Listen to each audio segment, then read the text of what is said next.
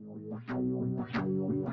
following contest is scheduled for one fall. I've seen that man before. That's Randy Phil. The other one's some kind of half man, half monkey. It's a massive duplex and not one dragon in sight. Hello to all you beautiful, sweaty marks out there. This is episode 9 of Snap Dragon Duplex. It is the 16th of February, and we're talking AEW Dynamite. I'm your host, Mikey Mack, and I'm joined by my friend and your favourite co-host, the king of cam himself, Randy Phil. Randy, how you doing? I'm good, Mikey. How you keeping, mate? I'm alright, mate. I'm alright. Getting a bit bored now with all the lockdown stuff, but what can you do? Well into a year now. And oh, fucking hell. You think you'd be used to it by now? No getting used to this. Hopefully we get an announcement soon and we can get back to normal anytime. Yeah, here's hoping, mate. Here is hoping. We're going to talk about last week's Dynamite. The show kicked off with a match between Darby Allin and Joey Janela for the TNT title. You had More Store Riff Raff himself, Joey Janela. He came into the ring and he was rolling around like a dung beetle. And the bad boy is looking thick these days, Randy. He's starting to look more like the dad boy. Oh yeah, dad bod. Oh, absolutely. Darby Allin comes out, he's got noticeably less face paint. Do you think they're slowly transitioning to him not having any paint at all on his face? No idea, but what I did notice was he's got a considerably less Sting by his side, who was going to keep it a one-on-one match, and he just no-shows. Yeah. So maybe he's stole his face paint and fucked off somewhere. Again, the TNT title looks better in black, but yeah. I'm not sure how I feel. I'm not sure how I feel about Darby laying it down on the floor of the ring and then jumping up the rope. It feels a bit fucking like, if you're supposed to be the babyface, I know he's kind of a tweener, but if you're supposed to be a babyface, should we not be holding it up high when you jump on the ropes to kind of like elevate the title? Yeah, to show how fucking special it is. Yeah, what do you reckon? Yeah, I don't know what his plan is, but he's just it's like disrespecting the belt. Maybe he's just getting a wee bit of heat or something. I guess after all, he is a fucking hooligan. Was it a hooligan they said? Yeah, hooligans. They're hooligans, Riff right? raffs. Okay. Riff raffs. Fucking fannies. I don't have too many spots for the run-up of this match. It got really indies towards the end. There was loads of massive moves. There's one after another. A massive move, then a 2 count, then a massive move, then a 2 count. And just remind me of going to indie shows. Darby wins with a coffin drop, which I thought looked crap compared to, like, he did this like flip over stunner 2 minutes beforehand, only got a 2 count, and that looked amazing. But then the coffin drop just kind of, it's really cool if it comes off somewhere really high, but off the top rope. You know what I mean? What do you think would hurt more, is the fucking coffin drop or that double foot stomp that they do off the top? If it was real. Yeah, if it was real, the double foot stomp would go right through you. Oh yeah, if Finn Balor did a real coup de grace on you, you'd die. But see, with that coffin drop, you've got no control when you're coming off that rope. It's like a trust fall, in it. Yeah, definitely. You're hoping the other boy's just in the right. He rolls into the right place, basically. Yeah. I'm waiting for the one where he's obviously going to miss it, and the other boy has to actually roll into it, and it's going to look hilarious. That would be the best. I'm just going to start calling him Darby Hardy, 'cause he is just like a mini Jeff, isn't he? No, doesn't care what the spot is, he'll do it.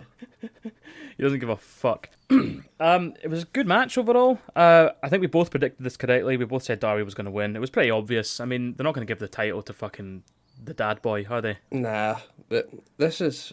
I think, mind when they first started Dynamite, did these two not have a few matches and it was always like hardcore styled, and then they had the barrel match or something? Is that these two? Yeah. I remember that. So I think this is like the first match where they've had that's not a hardcore rules. It's their first proper wrestling style match, and it was enjoyable. There's a good few spots in it. So, yep, both predicted this correctly, and from that, I think we're happy to move on. Yeah. Next step was John Moxley promo, your usual second segment of an AEW Dynamite show. Yeah, just fucking stick a camera in front of John, he'll give you some good shit. You stick a camera in front of him, you stick him in front of a fence. That just seems to be the formula to get this going. I'm sure he's just like hanging out the back of the warehouse where Sting and Darby smash all the windies. You hear a smash and he turns around like, what the fuck is that? Fucking hooligans. So I'm trying to fucking do a promo in front of a fence here, you cunts. So last week it looked like he was in front of Area 51. This time it looks like he's in front of a segment of WWE's Red Hell in a Cell. Like the fence is all red. And that's the first thing I thought was like, oh no, it's that shitty cell. Oh yeah, that's just an eyesore. Ah no. Do you remember when they had the fucking Hell in a Cell main event and it was like the worst main event ever and it was Seth Rollins versus The Fiend? Inside the red Hell in a Cell with the red lights. Yeah, and you couldn't see a fucking thing. And it went on forever. Oh yeah. And they still Seth Rollins... and Seth Rollins won. That's like the biggest shit up of it all. Oh god, I'm not like he won because the ref stopped a Hell in a Cell match because it got too violent. Never mind fucking Mankind getting tossed off the cell. That's not too violent. He's getting wheeled out and they've still not declared Undertaker the winner. He's getting wheeled out and it's just like, no, here he comes. Here he comes. And then they fucking went through the cell and his tooth's hanging out his fucking nose. And they're like, yeah, we can carry this match on. Yeah, can you stand? You can't stand, but can you kneel? If you can kneel, Yeah. we're still going in. Kneeling's just standing on your knees, so yeah, you're standing. No wonder Mankind tried to get a union fucking stable going for the treatment he's had. I know. I know, fucking hell. It was a typical John Moxley promo. Two bad dudes, they're gonna sucker punch each other until one is dead, dude. Like, it's just, I don't know. He's good at promos, but they're all the same. That's kind of what I'm starting to feel. Yeah, it was just more promoting the fact that he's fighting Kenta for that title on February 26th, which is a week Saturday, I think. Yep, week Saturday. Yeah, that's right. That's right. Then we cut to another backstage segment. It's the Inner Circle this time. They're all in their wee room that they all hang out in, and Sammy decides to kick out the rest of the Inner Circle except MJF. MJF even turns around to Wardlow and says, nah, you can fuck up as well. And then Sammy's like, no, the cameraman can stay. The cameraman stays. So then he accuses MJF of trying to take over the Inner Circle, to which MJF accuses Sammy of hating Chris Jericho and wanting to take over the Inner Circle as well. Wee bit back and forth. Sammy sarcastically says, yeah, I hate Chris Jericho. And it turns out MJF's been recording it on his phone the whole time. So Sammy smashes the phone and then cunts him in the belly. Like, what is the problem with this? Like, there's a camera recording the whole thing. Like, no, cameraman, you stay so you get all of this. What? MJF, you're recording me? If only I had proof of this. Ah, fuck it, I'll break your phone. He doesn't need to break the phone, does he? He just needs to take the cameraman to Chris Jericho and be like, yeah, look, I told you he's a cunt. That's all it was needed, but nah. Oh, man, I know. I wonder what fucking Chris Jericho was doing during all of this, because like, all his crew were just hanging out there. Jericho was nowhere to be seen. Maybe he was up at the Capitol with his wife. Did you see that? Oh, yeah, I seen that the other day as well. Jesus, because the less said about that, the better. Oh, yeah. But, fuck me. Yeah, so then that segment's finished. The next match is Cody Rhodes and Lee Johnson versus Pretty Peter Avalon and Cesar Bononi. Yeah. So we miss Peter and Cesar's entrance, and it comes back after the break. Just in time for Cody's big special entrance. Exactly. I know. What a bastard. That heel Cody. I know. Oh, man. So, like, when his I know I say this every fucking episode, but when his entrance starts, and it starts off all big and amazing, and you're like, his song's really cool, and then it cuts to the Snoop Dogg thing. Do you notice the Snoop Dogg bit is quieter than the rest of it? Is it? I didn't even notice it. I just try and block it out. Oh, I know, it's fucking shine. What's the script with this AEW in the tunnel? Is there a face tunnel and a heel tunnel? So you've got the one on the left, one on the right. Like, they keep talking about it, but I don't pay that much attention when people mention it. And then you've got Cody who comes down the middle in all his glory. That makes sense. I'm going to have to keep an eye out for that. I'm going to write a note down right now to keep an eye on who comes out what tunnel. Oh, we don't see half of the time. Usually they're just in the ring ready to go, and we get one entrance. Yeah, I know. I hate that. I do hate that. You get Cody Rhodes coming down with all his grandiose fucking power. You got his wee mate Lee Johnson in a American Nightmare jacket coming down with him as well. And I didn't know who this guy was because I don't watch Dark. But apparently he's fucking 0-29. He's lost every single match he's had. 29 matches. And they thought, let's sign this guy. No, well, this is in AEW. So you're like, so it's weird that they've hired this guy to be the complete boy. jobber. Yeah, but like, There's like even jobbers in WWE get a win now and again. Do you know what I mean? Apart from that one, Kurt Hawkins, I think he went like 100 loss streak. Yeah, no, that's true. Yeah, I forgot about that. Yeah, it was a mad one, this match. What have you got for it? What have I got for it? So I've written in a few things. So that Cesar Bononi, he's a fucking unit, isn't he? He's massive. He's a massive cunt. I noticed him, was it last week? Was last week the Lumberjack match? Yes. I think I seen him out in the Lumberjacks about then. I thought, that is just a massive cunt. Mm-hmm. And then here we go, this week he's in the match now. And you can see when he's like up against people, because Cody looks like, how tall do you reckon Cody is? Like 6'1", something like that? I think he's taller, 6'4", 6'5". I think he's that tall. Could be well wrong. I think he is. Okay, well, I mean, even 6'1", I mean, me and you are quite short, but when you meet someone who's 6'1", you're like, they're decent size, and then when you're muscling that as well, you look like a unit, you know what I mean? When Cesar Bononi just made him look like a fucking Wayne. 6'2", he's built it, so you're close enough. Oh, I don't know what it is, mate. It must just be a hidden talent of mine. To look at wrestlers and go, yeah, he must be about. Yeah. 6'2". Did you notice that Cesar Bononi had one of those like gangster belly tattoos as well? I couldn't read it because I didn't get a chance, but... That's a gang. My question for you is, if you had to get a gangster belly tattoo, what would you say? KYT, Kick with Young Team, back to the old school days. And never get a ride again. What about you? Have you got a gangster one? No, but if I was going to get one, I can't think of anything. I'd probably just write belly on it and just be like, yeah, it's ironic, you know what I mean?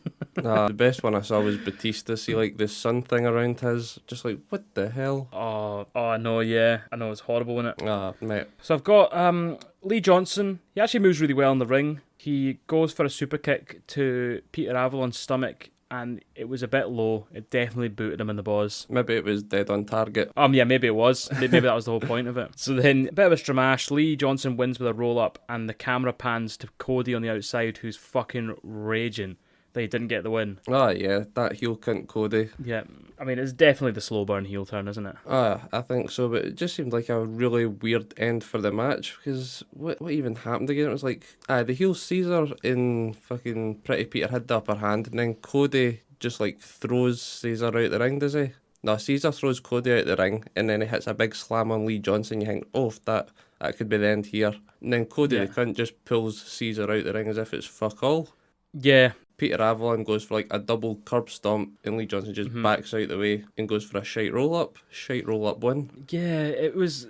To be honest, the whole match was a bit fucking... I just wasn't into it, and the ending was crap. The only thing I liked about it was the camera panning straight onto Cody raging, and I liked that. Yeah, there was a rumour that during the match Cody got hit with a pump handle slam and it fucked up his arm, but it might just be bullshit work. Okay. So I don't know if that maybe played a part to it and why it just seemed like a weird finish. Where'd you see that? See it on Reddit? Yeah, that's where I get all my news, Reddit. So, yeah, no interruptions from Jade or from Shaq. Nah, so we didn't get that right. Yeah, well, we both thought it was going to be a screw finish. Every match I think is going to be a screw finish. You're right, though. You said it last week. They don't go for screw finishes, so I don't know why we keep fucking guessing a screw finish. Like, eventually I'll get it right. Yeah, I mean, like, we've definitely been brainwashed by WWE, haven't we? Yeah. So yeah, there was no interruptions. Cody won, so I got this one right, mate. I believe you said that you thought that due to a screw finish that Bononi and Avalon were going to win. Yeah, always go for a screw finish, but nah, wrong again. It was a clean pin by Lee Johnson, picking up the win for him and Cody. And then they had the wee interview afterwards, Yeah, that was when they said that Lee Johnson was 0-29, was his record up until now. So now he's 1-29. 1-29. Did you notice after it he was thanking all the coaches? No, I didn't. He was running through thanking all the coaches, thanking Cody, Dustin, Arn Anderson, even Brandy. And you've got QT Marshall stood right behind him, like in camera shot, and he just doesn't mention him. And QT's just like, what the fuck? Even Brandy gets a shout out and I'm stood here like a tit. Oh, that's great. That's funny, man. So I wonder if that's just like one of these wee slide digs and we'll get a match somewhere down the line, or he just fucked up and forgot and QT was pissed off about it. Yeah, I mean, like, I wouldn't put it past AEW to be like, if enough people notice that, for them to be like, fuck it, we'll just roll with that, even if it wasn't the original plan. Do you know what I mean? Yeah, they're good at working on the fly. Yeah, definitely. So after this match, we got a backstage segment with Young Bucks. The Young Bucks, they're pissed off that the Good Brothers distracted them in the Battle Royal at the beach break, and that caused them to get eliminated. And the Good Brothers are just using their usual, like, it's okay, man, it's cool, you're angry at the wrong dudes, man. Just being total lads about it. It's like they're just so ingrained to WWE, they're like, hey, man, everyone wins and loses, it doesn't fucking mean anything. Exactly. Well, it's fucking true, it doesn't mean anything, because this is when they said, right, next week we'll just pick who we're defending the tag titles against. Yeah, I know, it doesn't mean anything. Yeah, it was here they picked Santana and Ortiz, wasn't it? So they lose the match where they can pick who they want to fight, and then they say, nah, we'll pick who we're fighting anyway, fuck it. We're running AEW. Yeah, fucking hell. So hold on, it's not going to happen, but if Santana and Ortiz win next week, does that mean Santana and Ortiz are fighting MJF and Jericho at Revolution? Yeah, I think so. If they get the win, it'll be a long shot. But yeah, I think that's what it'll lead to. Okay, right. Yeah, so what do you make of this rivalry? Do you think this is going to culminate in anything good, the Good Brothers and Young Bucks? Nah, I think they're all going to make up before we get a big fight, and there'll be one faction, and then it'll be a few months of teasing it, and then like December time we'll get the big payoff for it all. Yeah. Towards the end they were wanting to do the Too Sweet, weren't they? And Matt Jackson was like, nah mate, fucking Sting's over there, we'll give that cunt traumatic flashbacks for WCW days and the Wolfpack.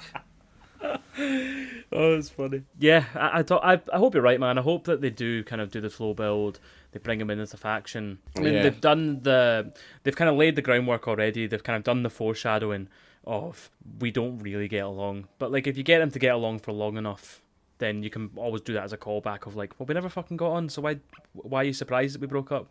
Yeah, unless you think maybe the Young Bucks will go over to Impact and fight them for the belts for some reason, but I can't see they'll do much crossing over since they've started it now, haven't they? They had the private party over. I don't think it'll be that regular or that often we get a crossover with them. Yeah, I don't think so either. I think right now they're doing the New Japan thing with Kenta. What do you think happens there? I know this is a bit kind of jumping the gun here, but we're on it now, and it's not going to be that relevant. So what do you think happens? Do you think Kenta wins the US belt off of Moxley?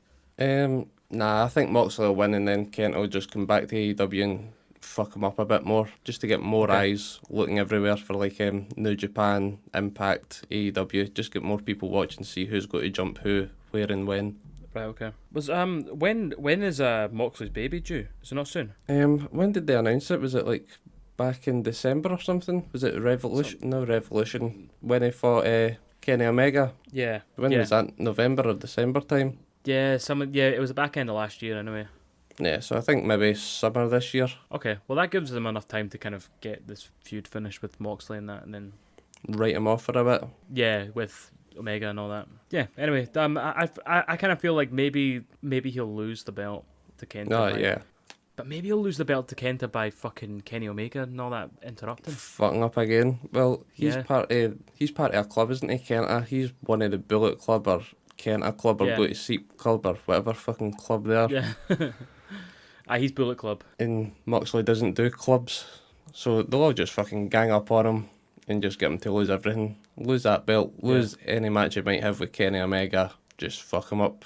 Yeah. Yeah. Then kayfabe injure him and write him off for a while. That'll do. That's us. Just sorted it out for them.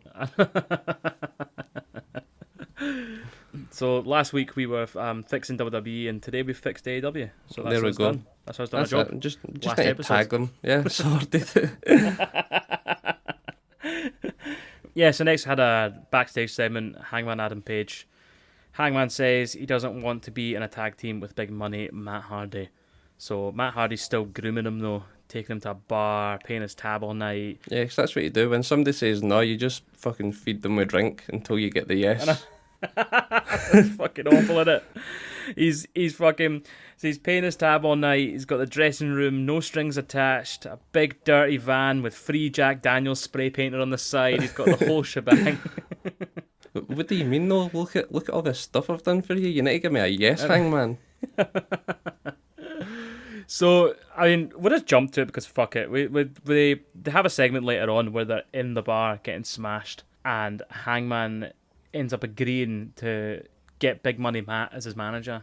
30% of his wages. He signs the contract, and Matt Hardy turns to the camera and he breaks the fourth wall, and he's like, I just need you here because we need to make sure that there's video evidence of this because he's going to be pissed. Yeah, but Matt doesn't even look back at it, I'm guessing, from what's happening. Yeah. Because you've got Hangman just fucking throws that contract away, doesn't he? Mm-hmm. And he's got his own one. So what do you think's in Hangman's contract? I don't know. Do you think it might be Matt's earnings, or do you think he might be fighting Matt? Like, what do you think will be happening? I think it's just got to be like a pure fuck up, something in the contract that's just got to piss Matt Hardy off more than anything. Don't know if it'll be like Hangman calls in Matt to do whatever matches he wants.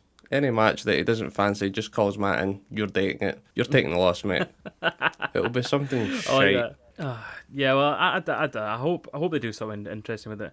It's actually something I'm interested to see what happens, so that's always a good thing. Yeah, I'll be happy to see where this one goes anyway, how they'll go with Private Party, if they'll be involved with it at all, or just fuck them off, keep it all separate. Yeah. Just big pimp Matt run in the background. I know. You'd think Private Party would be involved somehow. Yeah. They're so tied to Matt Hardy right now, so... Or maybe he's just released Private Party from the contract. He's released him and he's took on Adam Page and he's just fucked his cell now. Yeah, maybe. Or maybe Adam Page's contract says that the Private Party would no longer work for him. Oh, that would be good. Although I don't think they built up enough tension between Private Party and Matt Hardy yet to do that, really. Nah, well, he's getting them the wins, isn't he? So, do you think they would want to hang about? Yeah. The next match, it's Pac versus B-Dolph. Your man, B-Dolph. Ryan Nemeth. Yeah, well, we've no fucking Luther this time round, so I'll take B-Dolph as my man for the night. Yeah, how upset are you on a scale of 1 to 10 that there's no Luther? I'm pretty upset this week because this is the week where we're live. We've got me and you talking together rather than reacting, and no fucking Luther to help us out. No Luther. I know, Luther is just... He's a fucking well of content. That's the problem. Yeah, disappointed there. But we've got the man. We've got B-Dolph, Ryan Nemeth, B-Dolph. and we've got your man Pac, the bastard. Oh, Pac the bastard. So, Pac, have you noticed that Pac just moves like a fucking supervillain out of Marvel or something? Yeah, like he's just got so much speed, so much power. He's vicious and he's so nimble. It's like when he runs up the ropes, it's almost like he floats up there. Do you know what I mean? It's bizarre. Yeah. It's like I've wrote down here that he just absolutely dominated this match, and see for this size difference, I'm not even sure how tall fucking Ryan Nemeth is, but it looked as though there was a good size difference, and Pac just made it look as though it was fucking nothing for him. Yeah, I know. See, he was dominating. I wrote the exact same words. He was absolutely dominating. But then he takes a DDT. Yep, I've got that. It's like a jumped and stalled DDT thing. Yeah, and he sells it like he's been struck by lightning. Yeah, it looked horrible. It looked like a spike DDT or something. I love the way Pac sells. He honestly just... I don't know. He always looks like he's snapped his neck in half every time he takes something like that. Yeah. So Pac just fucking overpowers him at almost every junction, and then cinches in the brutalizer. Does a black arrow, then he cinches in a brutalizer. Yeah, just insult to injury. Oh no, they zoom in on his face and he's just gurning like an ekida. He looks fucking awful.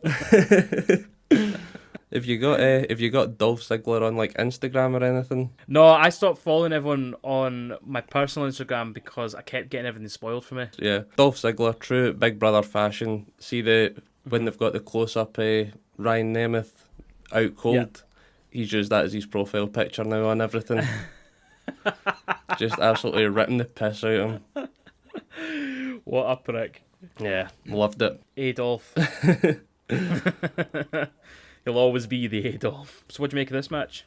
Like I said, I enjoyed the match. It was just showing off Pac being an absolute brutalising bastard. No matter who he's going up against, what size, he can take control. So I think this was just a wee in-between match for him until after the Revolution pay-per-view, and we'll get him built up for a feud for the next pay-per-view following. Yeah, I think you're right. It's a wee tune-up match. Yeah. We both enjoyed the match though, didn't we? It was a... Yeah. Well, Absolutely, you will. yeah. Pac wins. Everybody loves a match. Everybody loves Pac. That led us to the Inner Circle segment. So it was backstage, MJF telling Jericho that Sammy's fucked him up, smashed his phone, and all the rest of it. Then they decided to If come to the only ring they had together. like a camera to show him, to prove to him that Sammy broke his phone. Like, it would make life so much easier for them. I know. If only there was video evidence of what really happened. Bastard will never know the truth. We'll never know the truth. That's the problem. It's just Sammy's word against MJF's word. So MJF's ribs are all taped up as well. It's total overkill. Brilliant. MJF and Jericho, as they're coming to the ring, they're just billed as MJF and Jericho still. I don't know why they're not billed as their tag name, the Malibu Stacies, but yeah. what can you do? Must be copyright infringement or something. We must have that trademarked somewhere. Yeah, it must be. It must be Matt Groening's not wanting to license The Simpsons to them. And then the Acclaimed come out doing their usual rap, slagging each other off, just trying to bury whoever's in the ring. I fucking love these guys, man. I fucking love them. But was this just like bad guys versus bad guys for this match, or was the Acclaimed supposed to be faces for it? I don't know, because they got booed. As soon as they came out, everyone was booing them. Until they rip into MJF, then everybody loves them again. Yeah, I know. I guess Jericho's kind of a face, even though he's a heel. Do you know what I mean? Yeah, like nobody wants to boo Jericho anymore. No, and every time he comes out and everyone's singing his song and all that, that's a babyface entrance. Do you know what I mean? Oh yeah, I think you just sing it because it's ingrained into you now. You don't want to sing it; you just have to. It's a reflex. They claimed her out. MGF starts hitting back with him on the microphone. Oh no, sorry, I tell a lie. It's like a backstage segment, the wee promo they cut, and they've kind of overlapped it over the what's on screen. Yeah. So it's like a here's one we done earlier kind of thing. And MGF announces that he's only 24 years old. What the fuck? Fuck off. He's so young. Oh, he's yeah. 24. Aye, and then I googled it. He's 24. What a bastard. I know. But it actually gets me really excited because you think he's still at the start of his career. Do you know what I mean? Like, he's got so much longer to go. Yeah. 24, that is mad. I think there's especially the way he works. Yeah, that's it. Work smart, you'll be in it for years. I know. So I mean, he could be there for another 20 years, really, realistically. I don't know if I can deal with a shit heel for another 20 years. It'll just wind me up. I'll just get more and more pissed off, but I'll need to watch more. Spots from this match that I liked. MJF had like a body stretch on Max Caster, and he was leaning back with his hand out, and Jericho was pulling his arm to apply more pressure. Yeah. So when Aubrey Edwards noticed it and fucking was like, "Here, gotta fucking stop doing that," he said, "Oh yeah, I'll stop." And he did it again. So when she noticed it the second time, she kicked MJF's arm to break the hold, which I'm like, you've just interfered in your own match. Surely you should be disqualified. Yeah, that's what I was thinking. Did she forget what her job was? I know. Like, you need to referee the match here. Just disqualify. Put a count. Just fucking kick them. My match, my rules. Alright, fair enough. Fair enough. I won't fuck Can you imagine if you're watching football? Imagine watching football and one guy is like totally obstructing another guy and the ref just comes over and hacks him. He's like, yeah, that's what you get for fucking... We want a fair match here. Fair match here. The guy's going off on a stretcher. He's giving him a yellow as he's going off. So yeah, there was another moment towards the end. You had Max Caster smashes Chris Jericho with a boombox and gets a 2 count. Then the Inner Circle just interfere and start fucking everything up to get the distraction. Jericho hits the Judas effect for the win. I think I said that Jericho was going to get the pin as well. Yeah, you did, yeah. And I can't remember. Did you say the Acclaimed were going to win? Yeah, because I just like going with the outside bet. Yeah, well, that's good. I like that. The fucking who has a boombox anyway these days? Why is he bringing a boombox to the fucking ring? That's like the only thing that pissed me off here.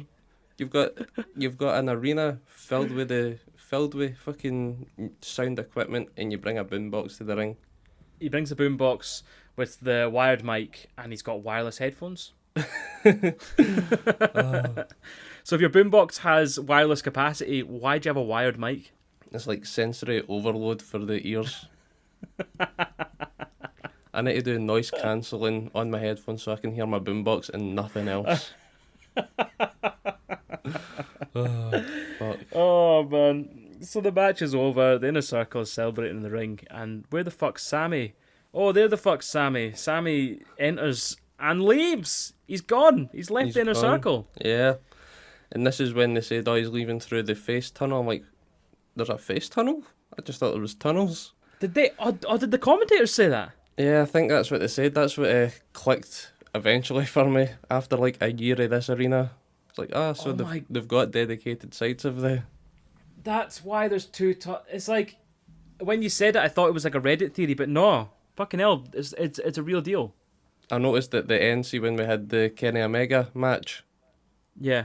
well, the big fucking four-way tornado tag, you had the sweeper girls coming out the face tunnel and Omega coming out the heel tunnel. It's like, yeah, makes perfect sense now. Everybody loves the girls. Yeah, that makes sense. All they're doing is tidying the place up. Yeah. You can't call them a heel. But yeah, Sammy, he's fucked off with the inner circle. He says to Jericho, I warned you, any more shit with MJF and I'm out. He's gone. He said he's getting caught up outside by, what's his name? Alex Marvez. Alex Marvez catches him outside and says, what's happening, mate? And he's just basically like, look, I'm over this. I need some time off. So do you think he's taking a break? Well, and again, on fucking Reddit, he was supposed to be going to Impact for a bit of cross-promotional work, but that's all fell through now. Apparently he didn't like what Impact were writing for him. But he did show up and he says, look, I'll do it, but I don't want to do it. And they said, no, if you don't want to do it, we don't want you here. And apparently that's gave him like backstage bother with Impact and with AEW. But I think it's came out since saying AEW don't have bother with Sammy Guevara because he said he doesn't want to do it, but he still came to do it.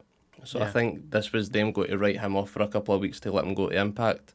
So if he's fucked that off, I don't know if they'll bring him back straight away now or if they'll give it a couple of weeks. Yeah, I hope I never knew all that, but I mean, I hope if he's not going to Impact, I still hope he gets a couple of weeks off. I think it would serve the story well for him to disappear for a wee bit. Yeah, well, the biggest disappointment of it all is with no more Sammy Hagar. I know, I like the Sammy Hagar. But there'll be no more cameos from real Sammy Hagar. Yeah. What I'm hoping is we get Hagar Wardlow. Just two big bastards. That would be quite good, actually. They just need to see if they can take their eyes off each other long enough to do a match. Do you think they fancy each other? Maybe that's what they're going to do. They're going for a out-of-the-box gay angle here between Wardlow and Hagar. We're going to get a Billy and Chuck scenario. A gay wedding on AEW. Just anything to get that creepy, sinister minister back. Oh, God. Yeah, and then the next segment was a segment we've already talked about Matt Hardy and Hangman Page in the bar.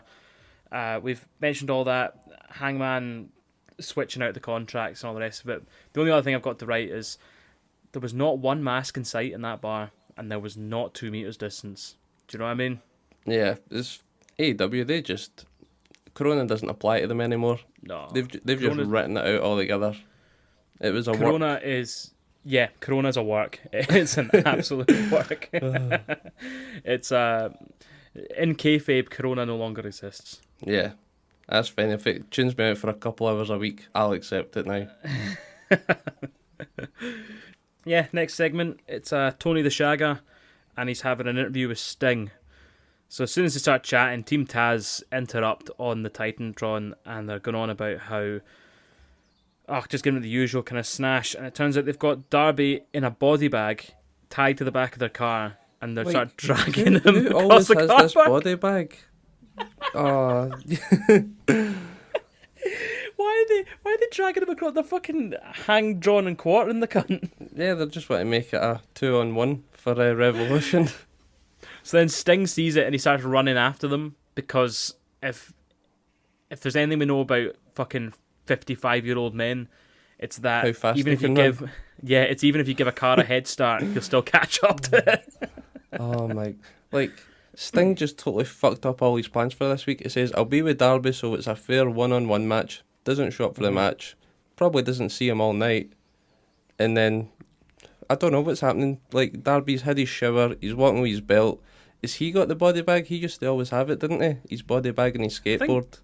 I think that's how he gets on planes. He just goes in the body bag and goes in the fucking hole.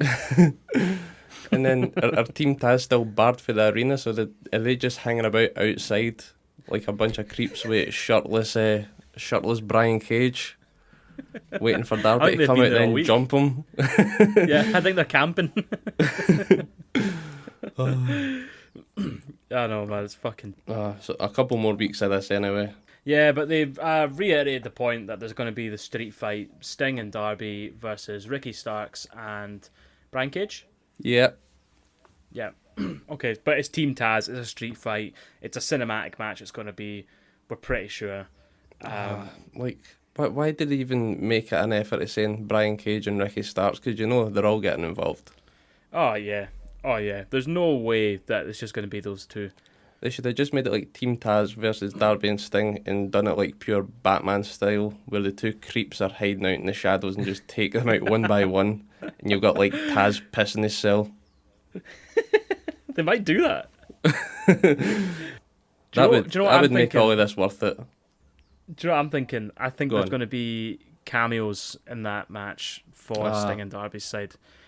Some WCW fucking legends or something. Someone from DDP. Sting's past. I just love it when DDP. DDP shows up. Yeah, me too. Have you ever done DDP yoga? I tried it, but it's like fucking 40 minutes of video. I'm like, Yeah. Can't I be arsed? Me and the missus were doing it. It's fucking hard, man. Is it? Yeah, well, like they do like this one where you got to like it teaches you the moves. And that's all it is. It's just to teach you the moves. And we did it, and I was sweating buckets.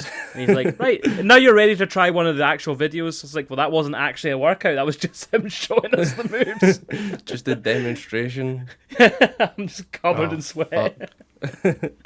Well. Hopefully it's DDP. It could be anyone, man. It could. I'm trying to think who else would even. Just as long as it's not fucking Kevin Nash or someone like that. I was going to say Hall and Nash. I know. I hope not. Raven in the flock. Yeah, Raven in the flock. Goldberg. I'm guessing Goldberg. He'll end up putting his fucking head through one of the windies. But it'll be a real window, not one of the sugar glass ones. Yeah, I know. Just wipe his cell out straight away. I just can't have Goldberg wrestle anyone who's under 40 ever again. Sorry, over 40. Over 40. Yeah. After he almost killed The Undertaker. Well, yeah, the two of them nearly killed each other, I think, after the match. Oh, man. Brutal. Absolutely brutal. Yeah, and that's why he's on the list of bills I don't like. So next segment, it was Kenny Omega playing golf with Starfish Island Don Callis. Yeah. So Alex Marvez turns up at the golf course, as you do. Like, he's just having a busy one, isn't he? He's just everywhere today. But this was obviously filmed earlier on, so we've gone from like a backstage promo where Darby Allin's getting dragged behind a car in the dark, and then all of a sudden it's the fucking bright sunny day on a golf course. Just playing golf, It's like, okay, cool, right, sound. So Kenny's chipping a ball out the sand, and then he chips the ball in. The only thing that's noteworthy here is it goes onto the green. Don Callis very obviously kicks it into the hole for him when he's not looking. And he's like, Good job, Kenny. Good job, son. I was trying to work out, who is it that was with him? I think it was that Michael Nakazawa. Oh, maybe, he had yeah. caddy as well, didn't he? I was trying to work it out, but yeah, I reckon it'll be him. That's Kenny's whipping boy. Yeah, his young boy. His young boy. But this part here, it just made no sense. All it was Kenny bigging himself up again, wasn't it? I don't need to train for the match. I'm already fucking 14-0 or something. Some shit. It was just for Kenny bigging up his own ego. Yeah, pretty much, mate. It's suiting his character, isn't it? Yeah. Just making me hate it more. It's working. Yeah, so then that led into Women's Championship Eliminator match. It was Lena Hirsch, legit Lena Hirsch, yeah, the 4-foot wonder, and Thunder Rosa. And it was a good match, I thought. There was some nice mat wrestling, some good sequences, and Thunder Rosa won. So I thought that was all pretty good, to be honest. Yeah, I liked the match, but it was just one of them. Because it was an eliminator match, there wasn't much interest in going to it other than who's winning to progress. Yeah, see, for like future women's matches and that, they can build up all these stories, and I think these two would have a really good rematch if it was if there was something related to it other than just getting through for a tournament match. Yeah, I agree. Which is good. I mean, that's the good thing about tournaments, isn't it? Is that you get to mix and match, and you see matchups that you've never seen before, matchups that you've always wanted to see, and you can build up feuds off the back of it, hopefully. So. I've got a note here that fucking that Layla Hirsch, she's just like fucking Johnny Silver, isn't she? Just a wee person, strong as fuck. Just a wee strong boy. A wee strong lass. Oh, yeah, no, she's fucking strong. It's all in the thighs. It's all in the thighs, mate. So that leads us to Jungle Boy's backstage promo. And the only thing that's worth mentioning in this promo is he wants to make Dax his bitch. Yeah. So don't kink shame him. Don't kink shame him. I know what you're like. I think it's Tony. I think Tony's just the one that's wanting to get all this kink shit in. It's like, make him your bitch, make him your young boy. Tell him you're going to whip his ass. Beat his ass. Strings attached. Beat his ass. Just come into my locker room, Matt, and have all this alcohol. Drink yourself silly. And remember, sign a contract. Sign a contract. I can't get in trouble if you sign a contract. Is that a consensual contract? Yeah, well. That leads us to the main event of the evening. Stromage of stromages. Oh, absolute stramash. All stramash wrestling. We got Kenny Omega and Kenta versus Jon Moxley and Lance Archer. And this was fucking great, I thought. Yeah, it was hectic start to finish. So many spots. So many. I mean, I'll say what I remember. You say what you remember. Let's get as many of these down as we can. Yeah, crack on. So the announcers mention, we mentioned it earlier on as well, Kenta is a member of the Bullet Club, which is why it kind of makes sense that Kenny would want a team with him. So everyone makes their entrances. Jon Moxley comes to the ring with that absolutely stunning IWGP US title belt. It's fucking gorgeous. It does. It looks fantastic, doesn't it? I know, their belts are the best belts in the world, I think. They're just massive, prestigious looking things. Is that one's got the red strap, isn't it? But not a that TNT was red. Yeah, no, you're right. But like the TNT, I think it was the size of the TNT that made it look shit. Yeah, Because like this is was so just big. a nice looking belt. Yeah, Yeah, and I guess the other thing with TNT is that it's got a fucking TV network's logo on it. It's like if we had the BBC Championship and had the BBC logo on it, you'd be like, well, that's wank. Doesn't matter how cool it looks. What if AEW gets bought over by Pornhub or something? We got to have a Pornhub title. Give it to Peter Avalon and his wee sex bed. Oh man, we'll get to the sex bed. So, I noticed throughout this match, Lance Archer and Jon Moxley have like surprisingly good chemistry with each other. They're really working as a team. Yeah. But they both got that kind of like, they both got a similar kind of attire and all that. So they look kind of like they've been out in the Mad Max desert for fucking 20 years. Just get a portal back to normality. And that's where they are when they're in front of all their fences. And when Lance Archer's in front Just of his out fires. in the wasteland. In fact, that's right, Lance Archer. He's another one that just likes hiding about in... Where is it? Where does he even go? It's like fucking back alleys with rain and stuff, isn't it? I know, and campfires out in the middle of the fucking forest and stuff like that.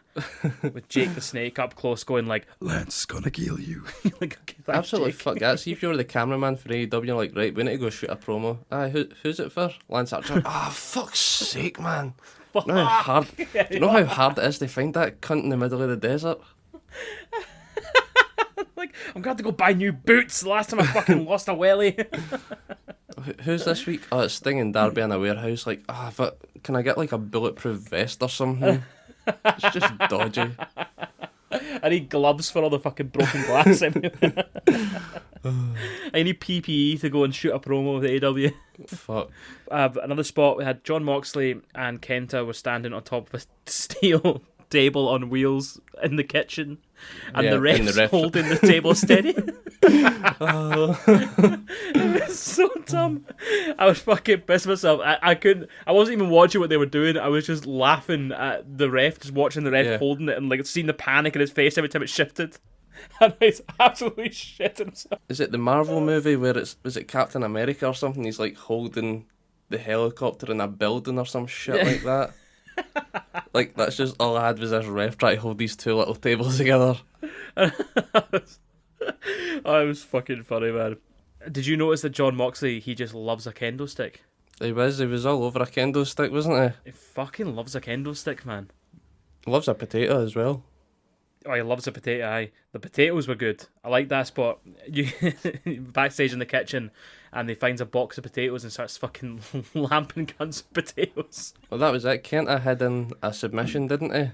On Moxley Yeah. after the table spot. And then Lance Archer just comes and throws a box of potatoes at him. That's what it was. Mate, if you're in the kitchen, go for a knife. That'll fucking stop the match. No DQ, by the way. Just stab the gun. No, get the potatoes. It's like Mind in Scary Movie where she runs past the knife, the gun, the grenade, and picks up the banana. Yeah. Yeah. You run past all this kitchen stuff, the knife, the mallet, all of that. Nah, potatoes.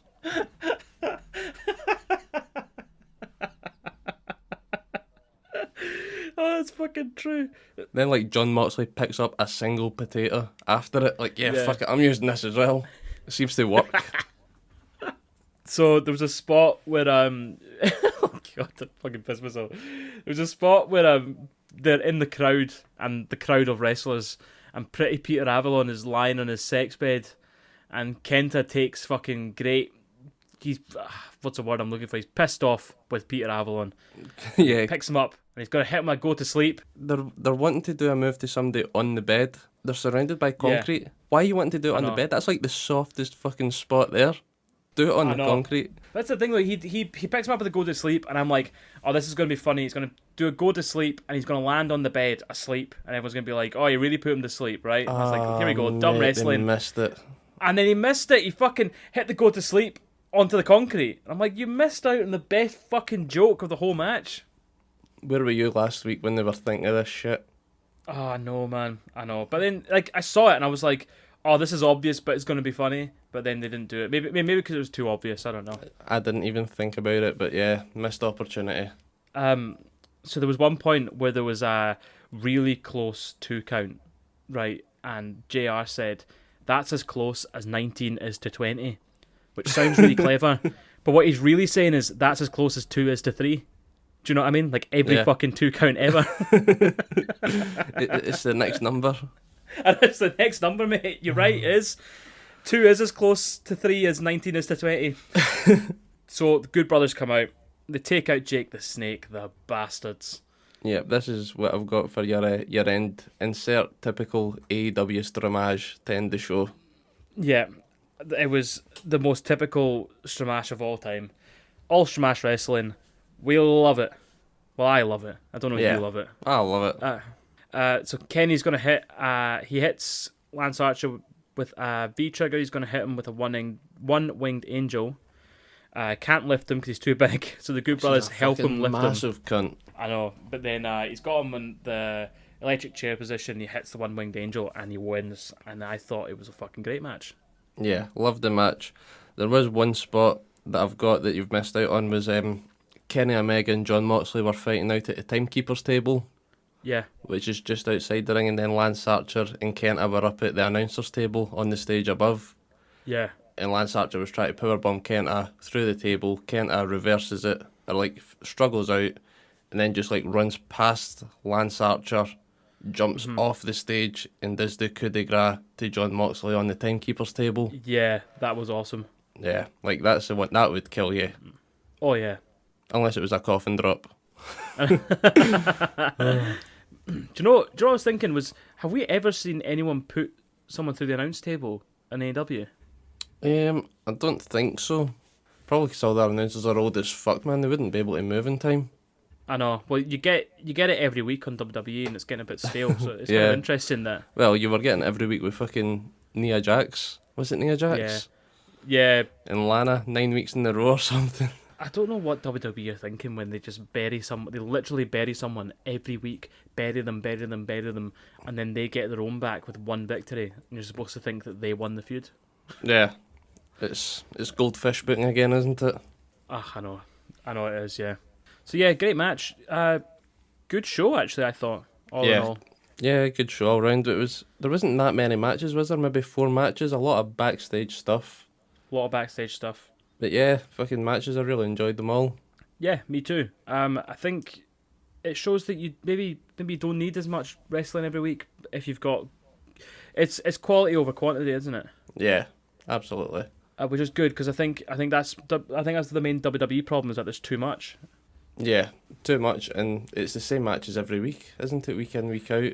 Just a slight change, or you get so fed up with it so easily. Whereas AEW, they've got this massive, not as big as WWE's roster, but they've got a healthy roster, and they can just change people in and out, and it makes sense because they've got the rankings as well. Yeah. And then you've got the Impact guys and the New Japan guys. Yeah, it is. It's good. I like that whole thing of you don't know who's going to show up. Yeah. Well, who is going to show up? Who's next? Have you got anybody that you're wanting to see? Maybe someone else from New Japan. I don't even know New Japan guys. Oh, Jay White. Is that a name? Is that a guy? Yeah. Since that's the only one I know, let's get him. Let's get him. Do you know who I'd like to see again was Jeff Cobb. He showed up before. Yeah. I can't remember what happened with him. I can't remember if it was a contract dispute or something. That's what it was. He was supposed to have a contract, and I can't remember why, but it fell through. I think there was a bit of fucking hoo-ha on both sides. They weren't happy about it, and he was still under contract with New Japan. He just went back to New Japan, but he's doing it all over the world. He's just a classic indie guy. He came in for the Inner Circle, didn't he? Jericho brought him in to fight Moxley. That's right, yeah. Yeah, that was a good match. It was a good match. I think Jeff Cobb won, did he? Was it a screwy finish? Probably not. Probably lost. But I just remembered, I really liked that. It was a cool wee thing because Jericho was like, right, I'm going to pick your opponent. You need to get through them if you want to get to me. And it was Jeff Cobb, big surprise. Do you know what else would be cool? Is like they had a few people. So do you remember when they were doing like the open challenge with Cody Rhodes and you're getting like. Yeah, Ricky Starks, he came in through it. Yeah, Eddie Kingston came through it. Yep. Warhorse fought Cody Rhodes, and he's awesome. And then he never showed up again. I think he's been on Dark a few times. Has he? Yeah. I hope they get him in about. For some reason, that Ben Carter, but I don't think he fought Cody. I think he was just on a random episode of Dark, Ben Carter, and he's now signed to NXT UK. Right, okay. He was Seth Rollins' young boy. Oh, yeah. Austin Aries. Not Austin Aries. Austin Creed. Austin Theory. Austin Theory. So what I've said there, I've said Austin Aries, who's a completely different dude. Austin Creed, who's Xavier Woods. And then the real dude. It's Stone Cold Steve Austin Theory. One of them will be right. Just keep hitting the names. Before we go, mate, I'll just ask you, Smackdown Elimination Chamber's been announced. So last week we were trying to figure out who we thought was going to be in it. But they've done something really weird with it. So they've decided that it's going to be Sami Zayn, Kevin Owens, Daniel Bryan, Baron Corbin, Jey Uso, and Cesaro. No Roman Reigns. So the belt's not on the line. But what the winner gets is an immediate title match with Roman Reigns. So as soon as the Elimination Chamber's finished, the winner has to take on Roman Reigns for the belt. What are your thoughts? My thoughts are, what is the point of having this Elimination Chamber match in the first place? You get your winner and then fucking Roman Reigns is just going to rip them apart in minutes, isn't it? It'll be a good match. Yeah. And it'll show off some good talent and all of that, but you're not actually going to get anything exciting afterwards. It's dumb. I actually don't get why the heels would want to be in this match. So the likes of Baron Corbin and Sami Zayn and these guys, who they're chicken shit heels. Why would you want to? So I can see why Daniel Bryan would want to do it, or Kevin Owens would want to do it, right? Because they think they can win this and then beat Roman, right? Yeah. Because they're that kind of babyface. And you could probably throw Cesaro in there as well, even though he's kind of a tweener right now. Yeah, he's in the transition, isn't he? Yeah, and Jey Uso's in there just so he can fuck up everyone. And do you know what I mean? Just like make it a really easy challenge for Roman Reigns, or win himself and just lay down for If Roman he wins, Reigns. he'll just lie down, yeah, that's it.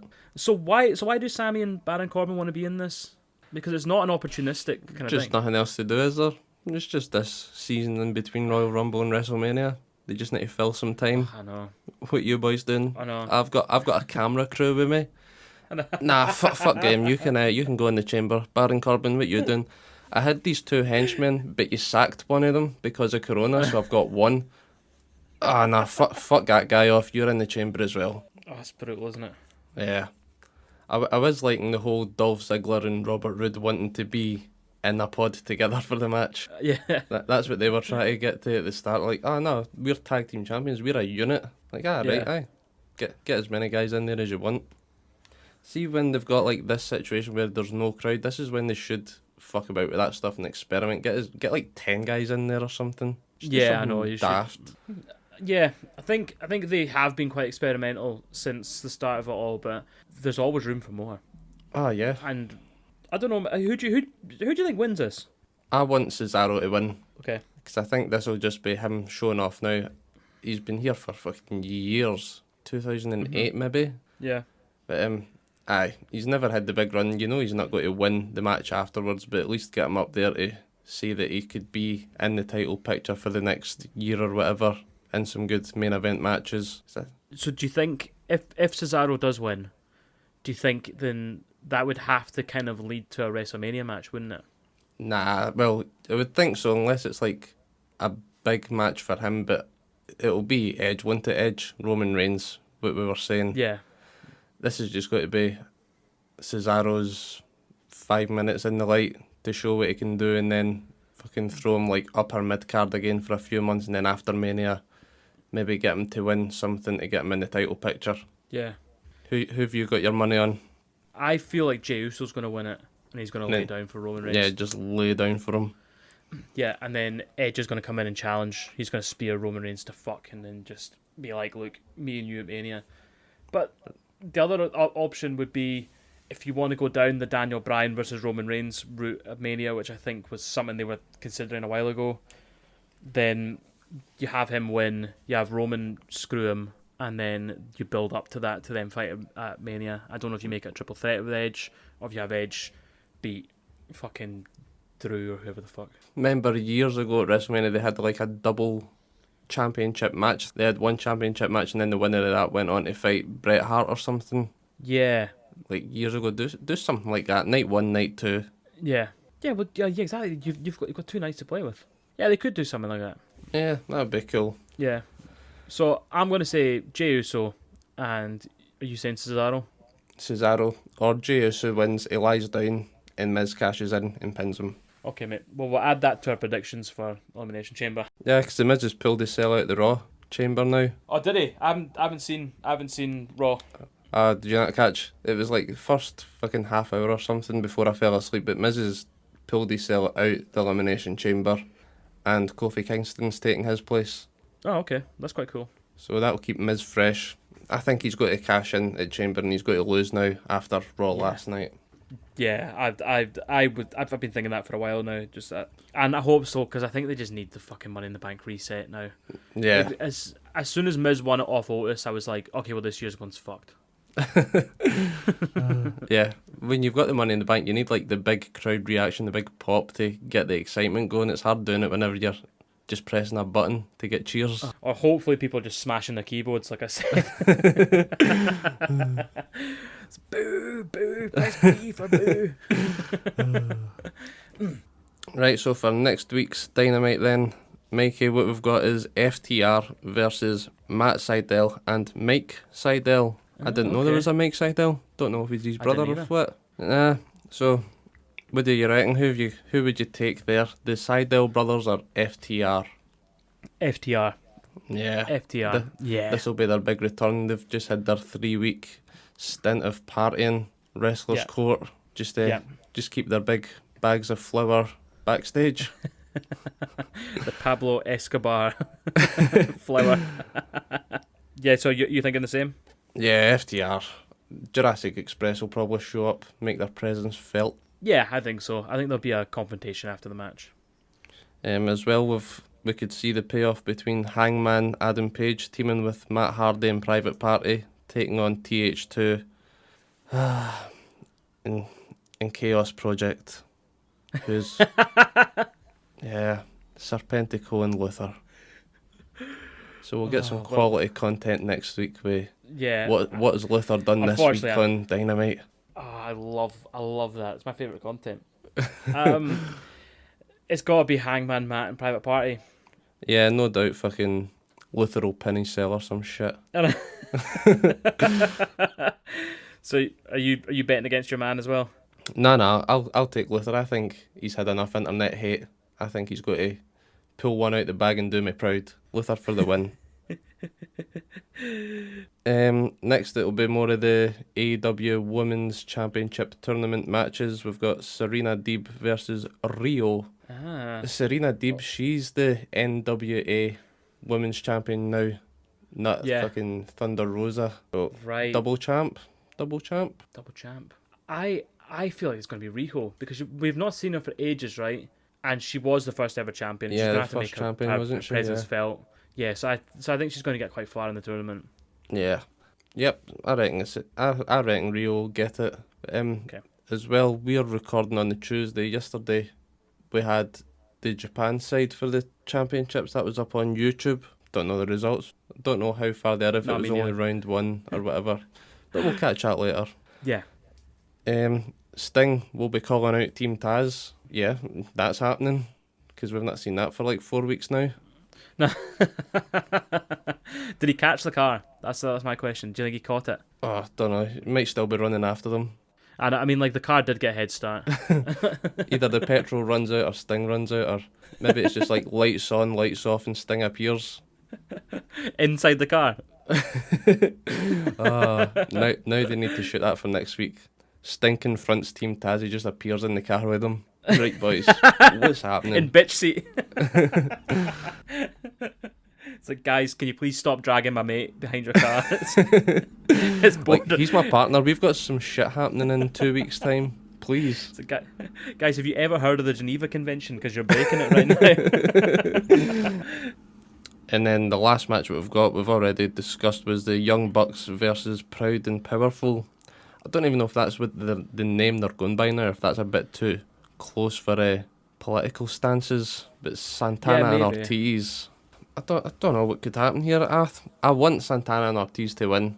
I wonder if Inner Circle would get involved, and then that's them got the belts within the stable, or if Jericho and MJF get pissed off because they got a title shot before them. Yeah. You got any thoughts for it? You think there's going to be any screws, or is it a clean match? I don't think it's going to be clean. I mean, the Young Bucks are tweeners. Santana and Ortiz are supposed to be heels. So and then you've got the Good Brothers, you've got the Inner Circle, you've got Sammy Guevara maybe. This is going to be your final match of the night, stromage, isn't it? Yeah, it's going to be all stromage wrestling. So who are you taking? I'm going to take Inner Circle. Inner Circle, okay. Yeah. I'll take the Bucks. See, the Bucks, if they're tweeners, I wonder if at some point they'll come out for one side of the entrance each. If Matt's heel and Nick's face, they just come out for one side and then meet in the middle. Like, so who's the cunt this week? Okay, I like that. Yeah, that's all we've got for next week on AEW. Fucking Elimination Chamber's a week Sunday, isn't it? It is. No, it's this Sunday. This Sunday? It's this Sunday. The 21st, I believe. Sunday the 21st. Ah, well, so that'll be another shite pay-per-view. I'll watch it. I'll watch anything. Yeah. Yeah, it'll be interesting to see what the results are going to be. Yeah, definitely. Well, I guess that's the end of the show.